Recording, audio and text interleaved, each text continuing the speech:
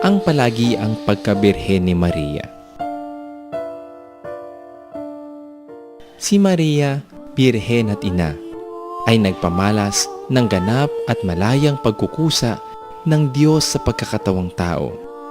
Ang palagi ang pagkabirhen ni Maria ay hindi lamang pagtakwil sa pakikipagtalik sa laman, kundi ang positibong pagpapahalaga sa ganap na dangal ng buo niyang pag-aalay ng sarili sa Diyos.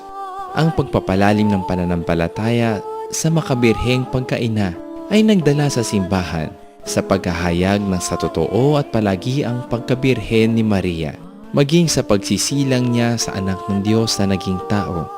Sa katunayan, ang pagsilang kay Kristo ay hindi bumawas o bumahid sa kabuuan ng pagkabirhen ng kanyang ina. Datapwat pa nga ay pinabanal ito. Laban sa mga turong ito, paminsan na ibinabanggit ang kabanata sa Biblia patungkol sa mga kapatid ni Jesus. Kinikilala ng simbahan na ito ay hindi patungkol sa iba pang anak ng Birheng Maria, kundi sa mga kamag-anakan, mga pinsan ni Jesus.